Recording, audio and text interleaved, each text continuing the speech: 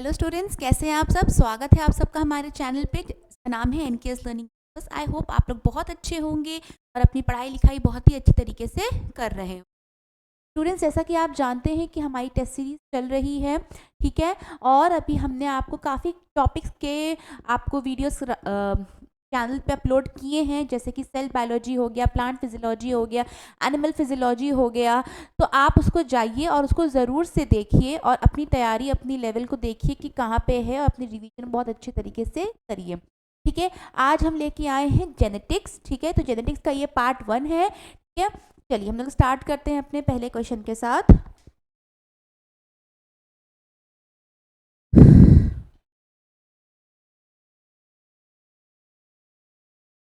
Which of the following principle was not proposed by Mendel. Mendel ने कौन सा principal propose नहीं किया था। पहली बात तो जानते हैं मेंडल कौन थे। मेंडल एक ऑस्ट्रियन मॉन्क थे, ठीक है। इन्होंने क्या किया था, इन्होंने स्टडी करी थी लॉ ऑफ इनहेरिटेंस की। लॉ ऑफ इनहेरिटेंस की इन्होंने स्टडी करी थी, ठीक है। इन्होंने इसमें कितने लॉ दिए थे, इन्होंने इस पे 3 लॉ दिए थे। पहला लॉ क्या था, लॉ ऑफ डोमिनेंस, ठीक है। फिर था लॉ ऑफ सेग्रीगेशन और फिर एक था लॉ ऑफ इंडिपेंडेंट असॉर्टमेंट, ठीक है। क्या था, law of dominance, law of segregation और law of independent assortment. Law of dominant क्या कहता था, लॉ ऑफ डोमिनेंस ये कहता था कि जब 2 कॉन्ट्रास्टिंग पेयर्स दिए हुए हैं तो उसमें से एक पेयर क्या होगा, एक पेयर हमेशा डोमिनेंट होगा और एक पेयर हमेशा रिसेसिव होगा। डोमिनेंट पेयर मतलब जो दूसरे पेयर को हमेशा हावी, डोमिनेंस मतलब अपने आप के अपनी क्या कहते हैं, जो दूसरे पे हावी रहे, जो डोमिनेंस शो करे, तो वो होता है डोमिनेंट। और रिसेसिव जो डोमिनेंट पेयर से छिप जाए, जो अपना कैरेक्टर शो अप ना कर पाए, उसको हम लोग कहते हैं रिसेसिव, ठीक है। तो इसमें हमेशा क्या होता है, एक डोमिनेंट पेयर होता है और एक डोमिनेंट एलील होता है और एक क्या होता है, रिसेसिव एलील होता है। लॉ ऑफ सेग्रीगेशन ये कहता है, लॉ ऑफ सेग्रीगेशन ये कहता है कि जब F1 जनरेशन में क्या होता है, रिसेसिव कैरेक्टर जो होता है वो अपना कैरेक्टर शो अप नहीं कर पाता है। जैसे यहाँ पे हमने जब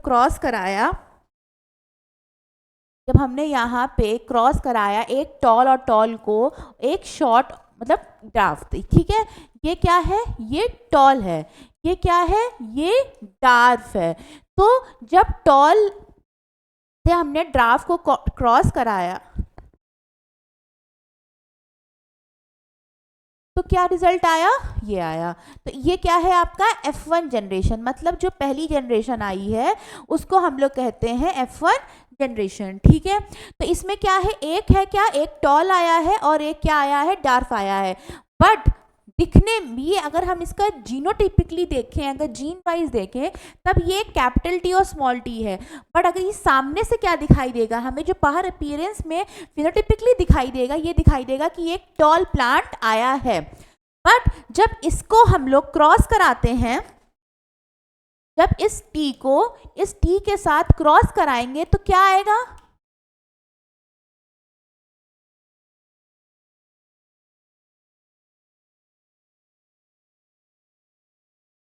ठीक है।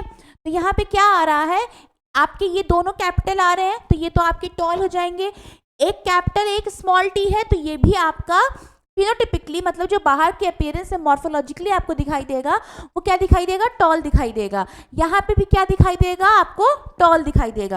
पर अगर इसकी बात करते हैं, हम लोग इसकी बात करते हैं, तो ये क्या है, ये हमें डार्फी दिखाई देगा। और ये क्या है, आपका F2 जनरेशन है।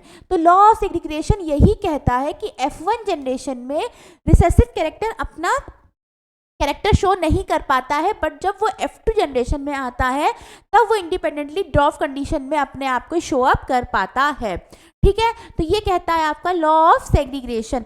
लॉ ऑफ इंडिपेंडेंट असॉर्टमेंट क्या कहता है, लॉ ऑफ इंडिपेंडेंट असॉर्टमेंट ये कहता है कि जब हम यहाँ पे हमने क्या किया है, 1 पेयर लिया है, ठीक है। एक हमने लिया है टॉल और एक डार्फ, हमने मतलब इसका एक सेट लिया है।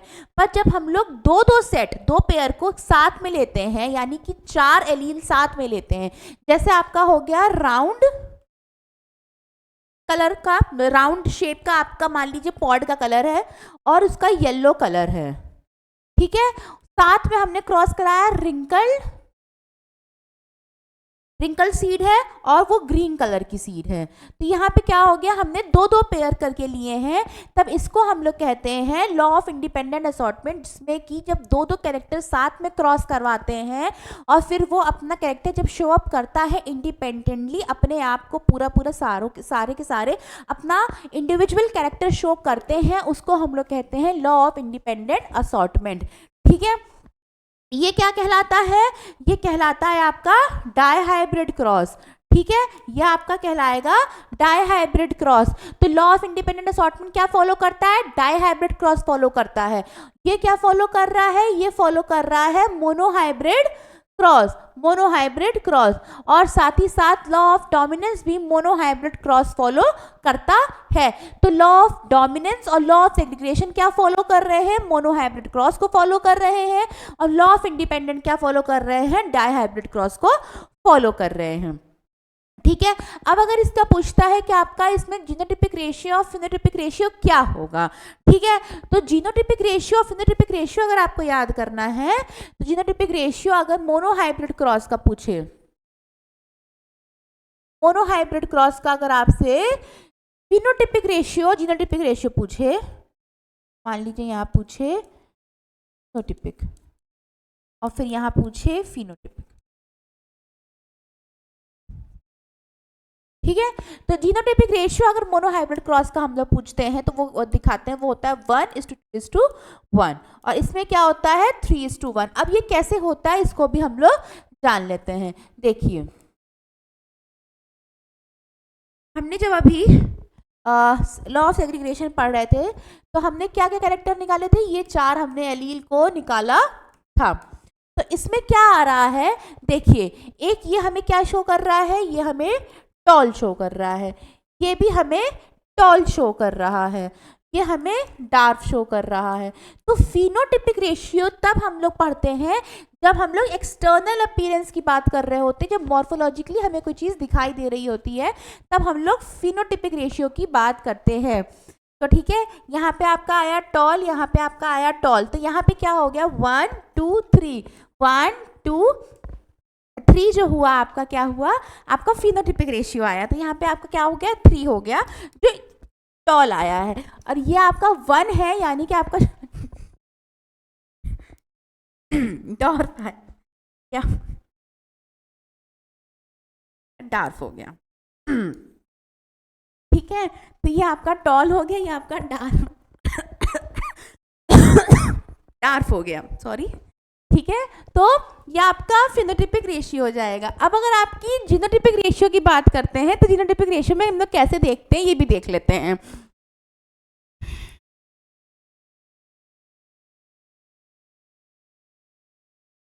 जीनोटाइपिक रेशियो में जब हम लोग बात करते हैं तो हम लोग जीन लेवल पे बात करते हैं कि हमें जेनिक लेवल पे चीज़ें कैसे दिखाई दे रही हैं। जैसे यहाँ पे तो हमें साफ साफ दिख रहा है कि ये टॉल होगा, बट यहाँ पे क्या है, यहाँ पे क्या है कि टॉल तो हमें दिख रहा है, पर जीन लेवल पे ये लोग देखिए, इनके जो शोअप है, एक कैपिटल टी है, स्मॉल टी है, कैपिटल टी है तो स्मॉल टी, ये जेनिक लेवल पे डिफरेंट है इससे।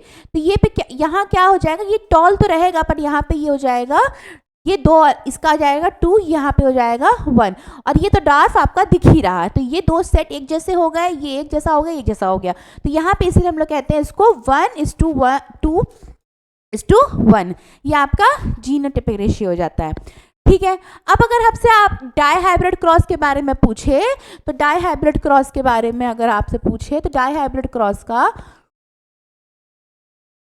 हमें सिर्फ और सिर्फ फिनोटाइपिक रेशियो याद रखना है, ठीक है। हमें सिर्फ और सिर्फ फिनोटाइपिक रेशियो याद रखना है, क्योंकि जीनोटाइपिक रेशियो कभी पूछा नहीं जाता, और आप उसको निकालना एक बहुत ही लेंदी और बहुत ही एक कह सकते हैं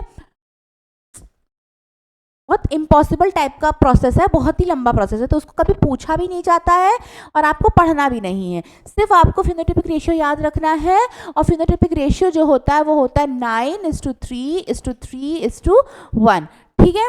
चलिए हम लोग अब अपने क्वेश्चन की तरफ आते हैं। तो क्वेश्चन हमारा ये कहता है कि which of the following principle was not proposed by Mendel. ठीक है, तो मेंडल का अगर आपसे पूछा जाए पूरा नाम, अगर पूरा नाम आपसे पूछा जाए मेंडल का, हाँ, तो मेंडल का पूरा नाम क्या था? Grigor John Mendel. क्या नाम था? ग्रिगोर जॉन मेंडल नाम था इनका। इनको हम लोग फादर ऑफ जेनेटिक्स कहते हैं। ग्रिगोर जॉन मेंडल को हम लोग क्या कहते हैं? Grigor John Mendel. ठीक है, इनको हम लोग कहते हैं फादर ऑफ जेनेटिक्स। ठीक है, तो इन्होंने क्या दिया था? इन्होंने सेग्रीगेशन दिया था, लॉ ऑफ डोमिनेंस दिया था, लॉ ऑफ इंडिपेंडेंट असॉर्टमेंट दिया था, लिंकेज नहीं दिया था। लिंकेज किसने दिया था? लिंकेज दिया था आपके टीएच मॉर्गन ने। लिंकेज दिया था आपके टीएच मॉर्गन ने। ठीक है, तो इसका सही आंसर क्या हो जाएगा? लिंकेज आपके मेंडल ने नहीं दिया था, बाकी सब आपके मेंडल ने ही दिया था। चलिए नेक्स्ट क्वेश्चन की तरफ आते हैं। नेक्स्ट क्वेश्चन हमारा ये कहता है कि in formulating the well established law of inheritance Mendel has used which of the following organism.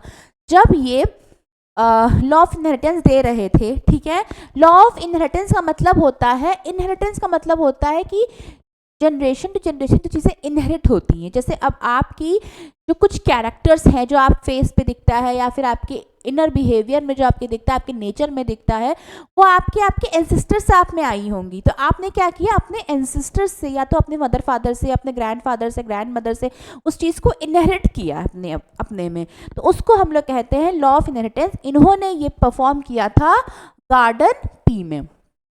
ठीक है, गार्डन पी का दूसरा नाम मतलब बोटानिकल नाम क्या होता है? Pisum sativum.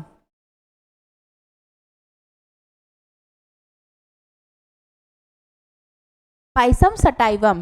ठीक है, इन्होंने गार्डन पी पे किया था। इन्होंने इसमें क्या दिए थे? 7 कॉन्ट्रास्टिंग कैरेक्टर्स दिए थे। 7 कॉन्ट्रास्टिंग कैरेक्टर्स दिए थे।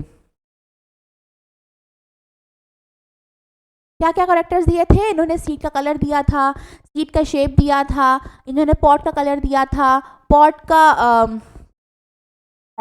शेप दिया था, फ्लावर का कलर दिया था, फ्लावर का शेप साइज दिया था और फ्लावर की पोजीशन दी थी। तो ये 7 कैरेक्टर्स इन्होंने दिए थे। किस पे दिए थे? गार्डन पी पे दिए थे। तो सही आंसर क्या हो जाएगा? Garden pea. चलिए नेक्स्ट चलते हैं। Who is known as the father of genetics? अभी मैंने आपको बताया कि फादर ऑफ जेनेटिक्स किसको कहते हैं? Grigor John Mendel. Grigor John Mendel को हम लोग कहते हैं फादर ऑफ जेनेटिक्स। तो ग्रिगोर जॉन मेंडल यहाँ पे कहाँ दिया हुआ है? यहाँ दिया हुआ है।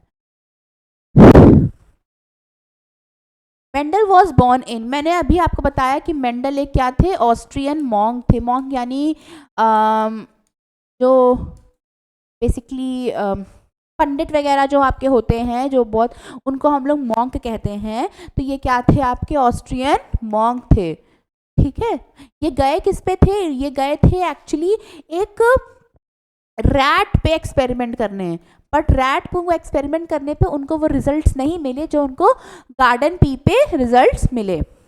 ठीक है, Mendel second law of independent assortment can be demonstrated by. ठीक है, तो यहाँ पे ये थोड़ा सा गलत है, इसको यहाँ पे थर्ड होगा। ठीक है, तो Mendel third law of independent assortment जो था वो किसने दिया था? मतलब वो किस पे बेस्ड है?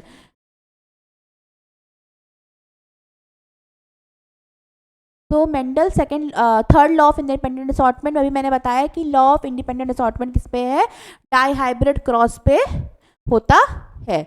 ठीक है, और अगर यहाँ पे पूछता सेकंड लॉ क्या है आपका, तो वो आपका हो जाएगा लॉ ऑफ सेग्रीगेशन, या फर्स्ट लॉ का क्या हो जाएगा? Law of dominance. तो उसका आंसर क्या होता आपका? वो होता मोनोहाइब्रिड क्रॉस।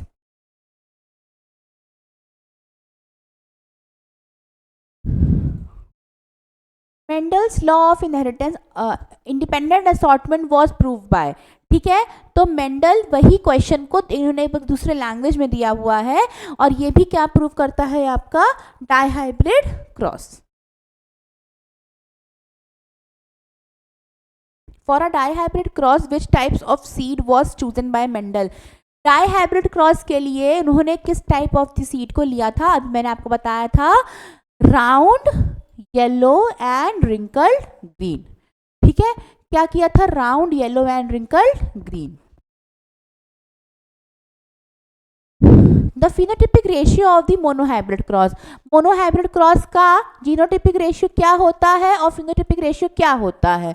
जीनोटिपिक रेशियो क्या होता है आपका 1:2:1, और फिनोटिपिक रेशियो अगर पूछे आपका मोनोहाइब्रिड क्रॉस का तो क्या होता है, मोनोहाइब्रिड क्रॉस का होता है 3:1। और यही अगर आपसे डाईहाइब्रिड क्रॉस का पूछे, डाईहाइब्रिड क्रॉस का फिनोटिपिक रेशियो क्या होता है, तो वो होता है 9:3:3:1। ठीक है, तो यहाँ पे पूछा क्या है, the phenotypic ratio of monohybrid cross, तो मोनोहाइब्रिड क्रॉस का फिनोटिपिक रेशियो क्या होगा, 3:1। XO क्रोमोसोम एबनॉर्मेलिटी इज, ठीक है, तो X0 क्रोमोसोम एबनॉर्मेलिटी किस में देखी जाती है, X0 एबनॉर्मेलिटी का मतलब है कि इसमें 46-1, ठीक है, 46 क्रोमोसोम्स होते हैं, 46 में से एक क्रोमोसोम हटा दीजिए तो कितना हो जाता है आपका, 45 क्रोमोसोम होते हैं। ठीक है, ये किस में देखे जाते हैं, ये आपके टर्नर सिंड्रोम में देखे जाते हैं। एक बहुत क्वेश्चन आता है कि बार बॉडी क्या होती है। ठीक है, देखिए बार बॉडी क्या होती है, बेसिकली ये सिर्फ आपके फीमेल में ही काउंट होती है, बार बॉडी आपकी सिर्फ और सिर्फ फीमेल में ही काउंट होती है।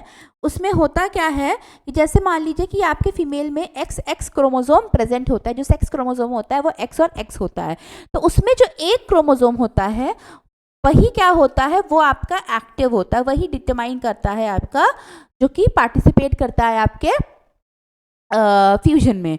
ठीक है, सिर्फ एक क्रोमोसोम होता है, और एक जो क्रोमोसोम होता है वो इनएक्टिव होता है। ठीक है, एक क्रोमोसोम क्या होता है, इनएक्टिव होता है, तो ये जो इनएक्टिव क्रोमोसोम होता है इसी को हम लोग कहते हैं बार बॉडी।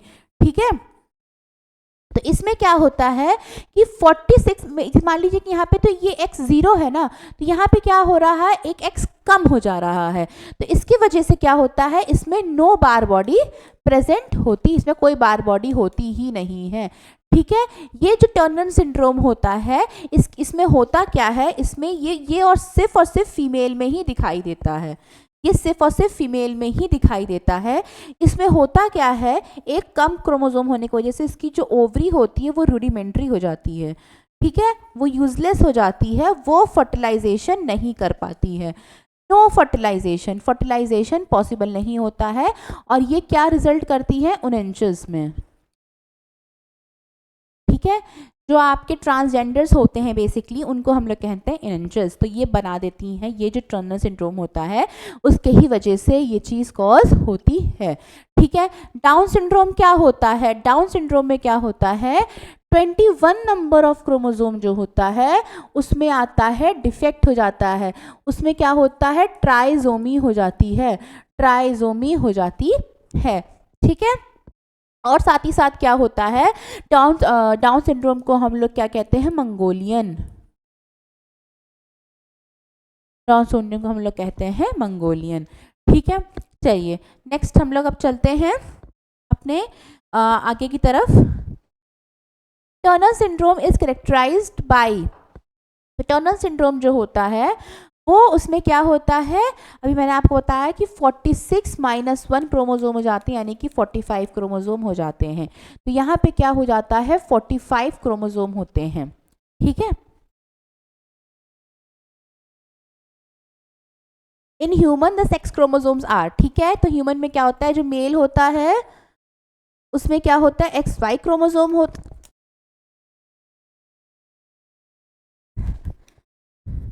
फीमेल में क्या होता है, XX क्रोमोसोम होता है, तो यहाँ पे क्या आपका सही आंसर होगा, both A and B। Sex determination in human body is depended by, ठीक है, तो ये किस पे डिपेंड करती है, ये डिपेंड करती है टाइप ऑफ स्पर्म, जो भी आपका मेल का जो भी स्पर्म होता है उस टाइप से डिपेंड करती है कि क्या बेबी का सेक्स होगा।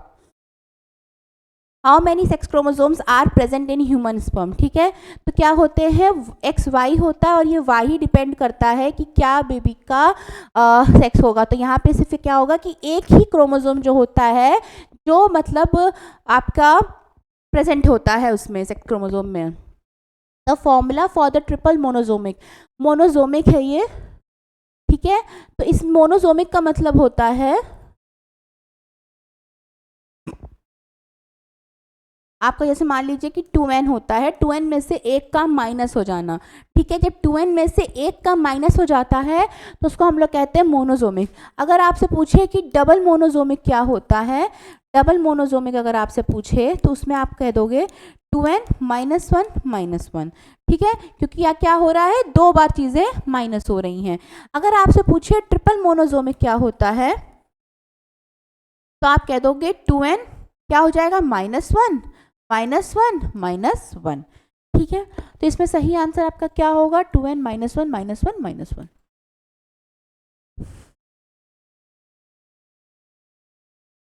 Diploid organism having one chromosome of a single pair missing, ये 2n -1, 2n -1 किसका होता है, मोनोजोमिक का, ठीक है।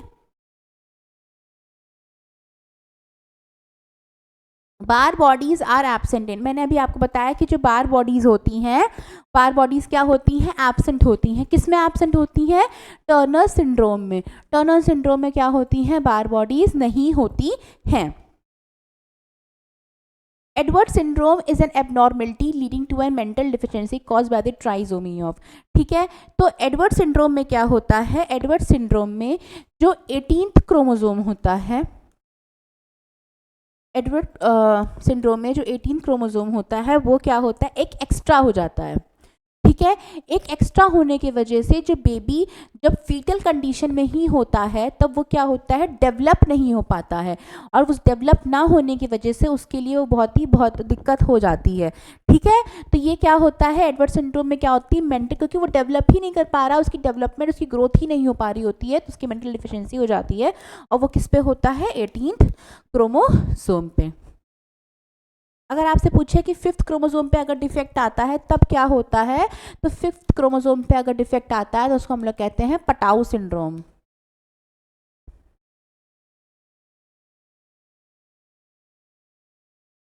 Number of Barr bodies are present in, ठीक है। तो नंबर ऑफ बार बॉडीज में क्या होती है, क्लिफ्टर सिंड्रोम में क्या होता है,